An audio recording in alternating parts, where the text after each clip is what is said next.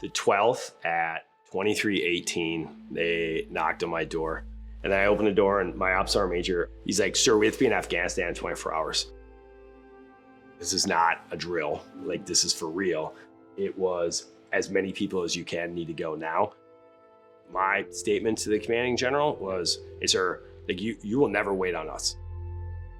We had a responsibility to be able to put 200 plus people anywhere within 18 hours.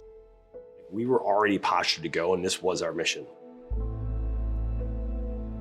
We got 12 MREs, so 4 days of 3 meals a day of MREs, bottled water, ammunition. And they kept calling me like, "Sir, do you want this?" I'm like, "Listen, I want grenades, I want clay, I want everything that an infantry soldier is authorized. I want AT-4s, I want missiles, I want all of it." Because at that point, we didn't know, but we're like, all right, we're fighting our way in, and we're fighting in Kabul. When we were leaving, in my head, I'm like, of the 1,000 people that deployed, 80% had never deployed. And we're going to war.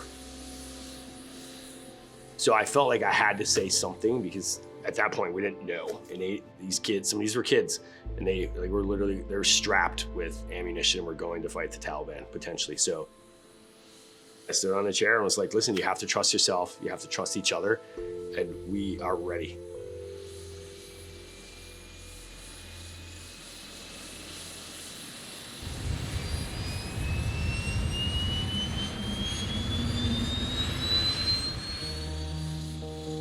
I landed around 3:30 a.m. local time in Kabul on the 18th. I remember just looking around and being in awe, because you're in a giant valley, and it's mountains. And those mountains are probably 10,000 feet. So you just look and you just stop.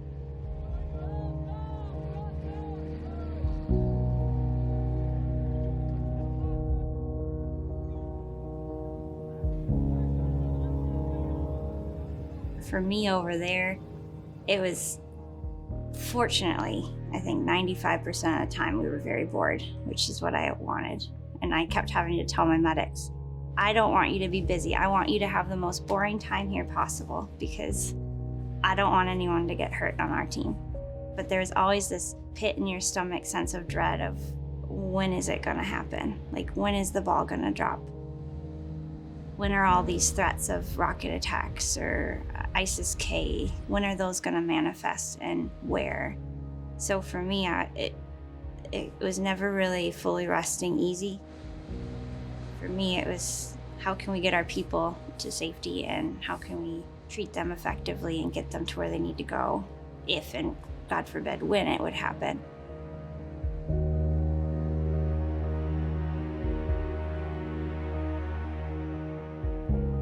The embassy was one of the largest in the world, both in size and in personnel. When I arrived, we were well over 5,000 people, which is order of magnitude bigger than anything, except maybe Baghdad in the peak years in the late 2000s. It was a big place, occupying both sides of a principal thoroughfare that ran roughly from central Kabul and from the presidential palace to the airport. At the end of April, we looked at our own numbers, at our own embassy footprint, and what could be reasonably sustained. We drew down and went on to what the State Department refers to as ordered departure status, which drastically limits the inflow of people and gives the Chief of Mission the authority to direct the departure, the withdrawal from the country.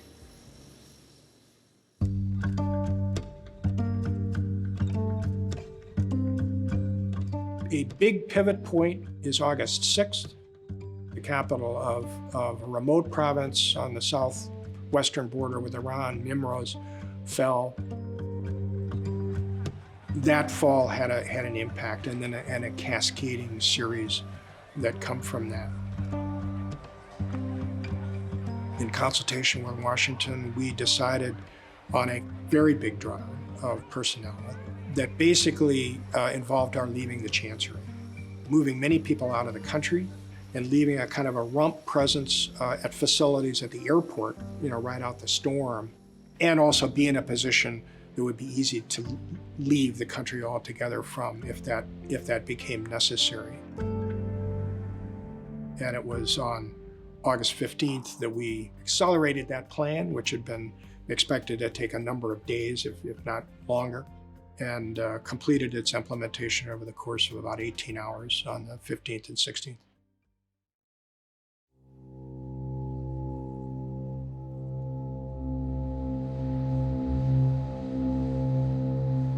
It was like a Wild West ghost town because people left in a rush. Like, you'd walk into an office building in the State Department area and there'd be food with a fork still and a partially drank cup of coffee and some notebooks with some writing in it. Just like, they just left.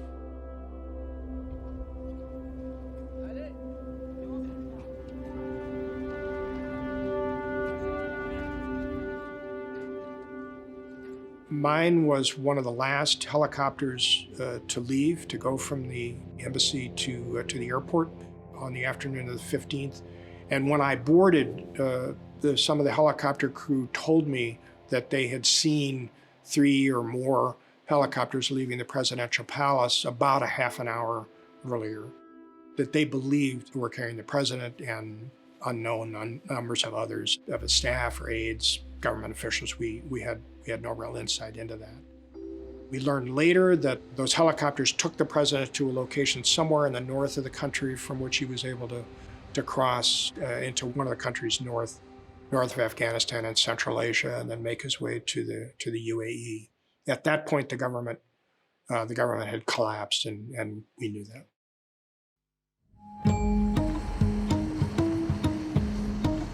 Our job was a response force, and we were ready to go. We were the last ground combat unit in, and then we were given our section of the airport to secure. And then a few days later, between North Gate and Abbey Gate, that's when they started processing. We were the last piece to start the actual evacuation out of Afghanistan.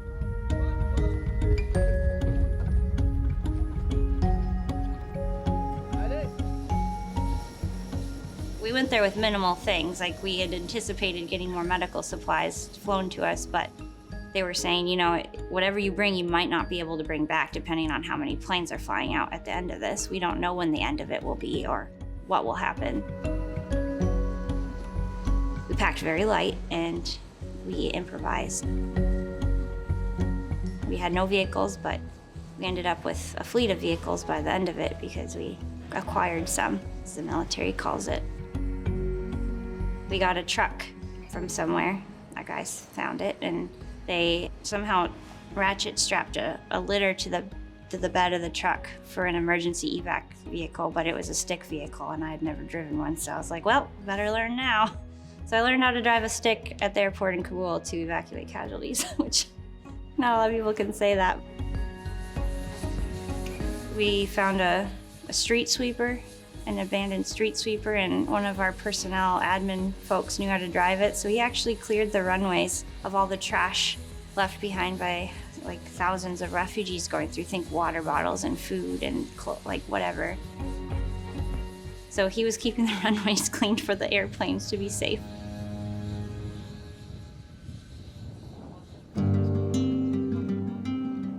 They were all playing with the kids and hanging out with the kids, which they loved doing. And the kids came up to me and were like, "You're a doctor?" And I'm like, "Yep." Because I'm not going to explain what a PA is to an Afghani child. It's potato in their line. And I was like, "Yep." He's like, "I want to be a doctor." I'm like, "Well, in America, you can do whatever you want to do. You'll be going there if you're in this compound." They were all very excited to be going to America.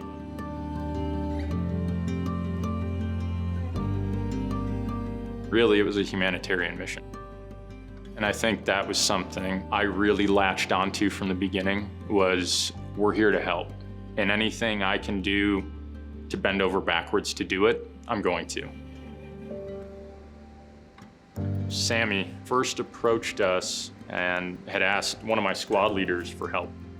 And my squad leader kind of went right to the company commander, and the commander was just kind of like, we don't know. No one knows how to evacuate anyone out of here. We didn't know the process because it was, hey, go sit on the perimeter and go make sure people aren't breaking in. He came back a couple days later, and one of my team leaders was outside, walks him over to me. And he's like, hey, sir, you know, this is Sammy, you know, he needs some help. I was like, all right, yeah, let's see what we can do. I remember just talking to the guy. I mean, very good English, right? Had worked for us way back in like 2011, 2012, had this big stack of paperwork, had his passport, and just start listening to him talk about the process of trying to get out. Yeah, you know, 6-week lead time for you to get your letter. You have to get in contact with this person via email, and you need a professional reference and all this stuff. And I like looked at it, I'm like, yeah, we don't have 6 weeks. You know, I remember him looking at me and just being like, do you have a laptop? Do you have a computer? Do you have a printer? Can you write me a letter? I don't even have like working electricity in my building. I had to actually turn him away that day and agreed to meet up a day later. And it was kind of like, unfortunately, the same thing. We didn't control any of the gates. We had no power of who came in, who left. His wife and child, they were outside the airport. I remember personally feeling very almost boxed in and just helpless because I couldn't do anything for this guy. I think there's this idea in our heads of like, we're the US military. We have all these resources. How can we not, like one dude, and I don't know how to help him. And it frustrated me for probably a good day and a half. We got rotated off the perimeter one day and kind of back to local guard duty at the building we were living in. And one of my squad leaders came in. He said, hey, sir, I met someone that you might want to meet.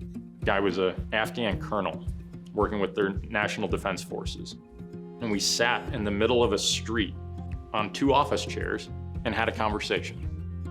We more or less talked about, you know, kind of what was going on in the area because we were living in very close proximity to a lot of Afghan refugees from the National Defense Forces and their families, and just kind of set some ground rules of, hey, you know, you don't need to patrol this area. We've got it covered. And eventually I kind of asked him, I said, hey, I've got this guy that has all of his paperwork as far as I can tell. I'd like to get him out. What can I do?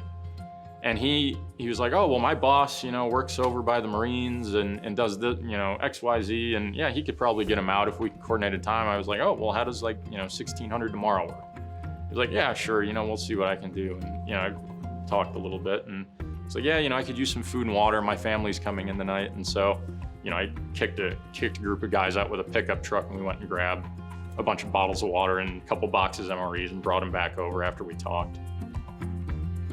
I remember leaving this conversation and I was in tears. I mean, I remember literally like turning and walking back to my building and finding the squad leader that had talked to him initially. And I literally looked at him and I was like, we're gonna get him out. Sammy's gonna leave. Like he's going to the US. And the really funny thing was Sammy was the electrician for the part of the base that we were on. And so all of a sudden that night, like clockwork, all the power came on. I don't know what he did. To this day, I have no clue.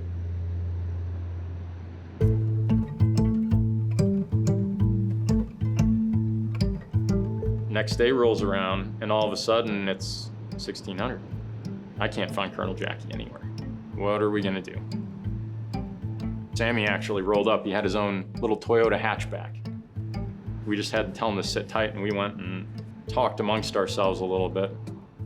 I think we just need to go for it. And so we grabbed the keys to one of the like club cars that we had. And I remember driving up, seeing him in the front seat. He was just crying, bawling. He was on his cell phone. And I'm sure it was, you know, some sort of call to his wife and his kid, saying goodbye. He may never see either of them ever again. We walked over and just told him, I was like, Sammy, we're just gonna go for it. We're gonna see if we can get you on a plane. And he looked at me and he just hands me the car key and he goes, here, it's your car now. And as we drove out along the runway, I remember just saying like, I hope no one stops us. We found a Marine lieutenant was like, hey man, like, got this dude, like, what do I do? He's like, oh, hey, there's a 2-story brick building behind you. Go in there, go upstairs. You know, walked in, it's like, hey sir, what can we do for you? I was like, I need to get this guy out of here. Like, oh, okay, you know, come on over. Pulls out a little barcode bracelet, slaps it on Sammy's wrist. You know, asks him for his passport. Sammy pulls it out, hands it to him. Does a little bit of typing, scans the passport, scans his barcode on his wrist, and goes, yeah, you're all set. You serious? He's like, yeah, you're good to go. You know, so they walked his bag over, started walking him up to the Marines towards the flight line. And I remember he stopped and he looked at me and he shook my hand and he says, thank you. And that was it. And I remember while I was even still in Afghanistan, he sent me a message, and he had made it to Germany. He made it to the US Embassy. That right there made the entire experience worth it for me. And it was one of those things where I think it was just human decency, in my opinion, of, no, you take care of people. Doesn't matter what they look like, doesn't matter who they are. They deserve the same treatment and care and dignity and respect that we give to everyone else.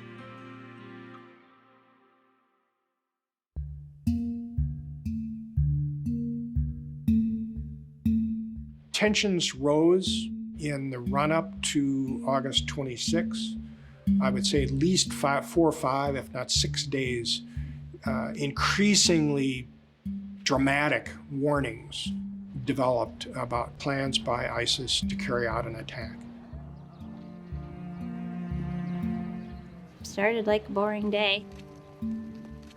I do remember my dad, because we had our phones, and obviously OPSEC, we didn't tell him what was going on, but at that point it was on social media, like it had been told that we were there. But he texted me an article saying, did you see this? And it was attack at airport imminent that morning. And I screenshot it because I was like, oh, you don't need to worry about that. It's just, don't worry about that. I just kind of minimized it. And one of the next texts he sent, I was in a field ambulance on my way to Abbey Gate to respond to the attack. And I felt my phone go off as I was stuffing my pockets with like tourniquets because I didn't know what I was walking into. And I like quick pulled out my phone and it was my dad again. But he had sent an article that says, attack at Abbey Gate, 1 dead, many wounded. And he's like, are you okay? And I was like, I don't know if I'm okay yet. I was with a physician from the 82nd. And I remember telling him, I'll be honest with you, I've done a lot of trauma in my civilian job, but I've never dealt with military trauma. He's like, it's no different, just remember your training. But it was still just absolute chaos at Abbey Gate.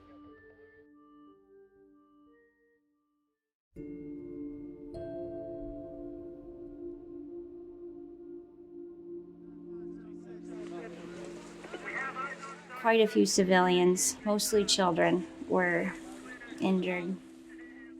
I took care of a little girl with, I think, just gunshot wounds, but she was shot several times on her legs and hip. And just, I was told, go to triage. That's where I met that little girl. And then they brought her into the main treatment area and another team took over. And then I went and helped our doc at the time, Colonel Borden. He was with us in Afghanistan, and he was taking care of a Marine with big shrapnel wounds on his arm. And it was, fortunately, he had gotten pain medicine, so he knew, like, he was comfortable and almost cracking jokes because pain medicine makes you do that.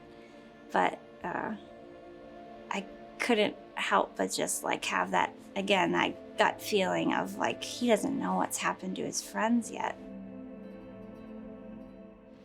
This is gonna hurt when he wakes up from this. I went back after that to our meadow.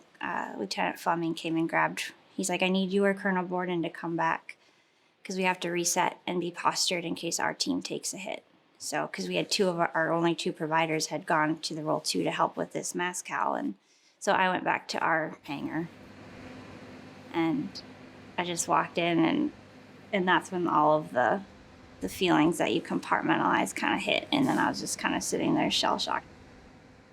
And then I was like looking at my hands and I realized I had a bunch of blood from the little girl on my arm in uniform shirt. So I went and cleaned up and changed. And then we went into one of our unit briefs and it's back to steady operations.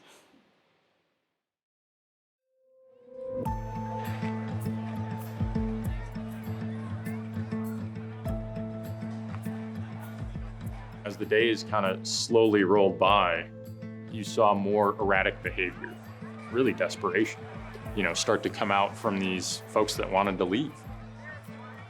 I mean, eventually at one point, we had people climbing up a tower that was just outside the perimeter, jumping over the fence from 30 feet up onto a blacktop road and breaking their legs just to try and get out. So just the level that people were willing to go to. I mean, even the last couple nights we were there, I mean, we had people actually scaling the wall, dragging themselves through concertina wire, getting all cut up and then flopping out on the other side and begging for help. People were climbing over these like 20 plus feet jersey barriers, sneaking through to jump down. And we had ladders set up on the sides of them for them to climb back over. Because what do? Like, we don't have papers for you. There's like no screening process. And so people had the option of climb back over yourself or we'll bring you to the gate and turn you over to the Taliban. It's not my story to tell, but I know one of our platoons had to do that with somebody and it hit them very hard because the guy didn't understand the option of climb over or go to the Taliban. And so they ended up bringing him to the gate. And the guy just collapsed in tears, realizing what was going on. And who knows if he's alive. But it hit our mortar platoon very hard to have to do that. The last night we were there, we ended up going to an area of the airport in the far east corner to pull security along that because the Marines had already left. I think there was 3 infantry battalions with the 82nd left plus us that were pulling security for the whole airport. So most people had already gone. So we were spread thin and we just pulled security overnight there and then got on a plane.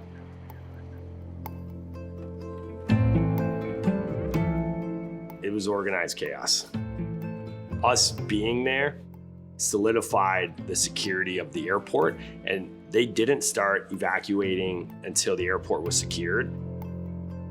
I think you can make the argument that we were the last piece to start the actual evacuation out of Afghanistan. I don't know if I'll ever forget it. Sometimes now it's almost surreal. Like, okay, did that really happen? I wanted to leave. It was a black hole. There's only so much you can do in that situation.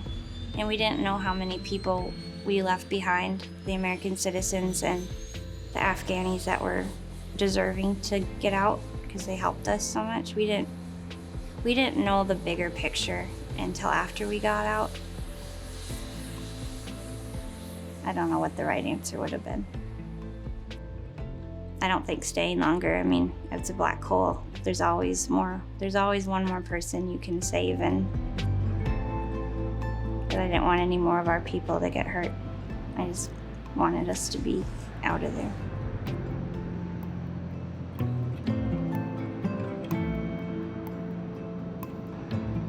I was on the last flight out of the country on the night of the 30th. I believe may have gotten airborne a few seconds after midnight on the 31st.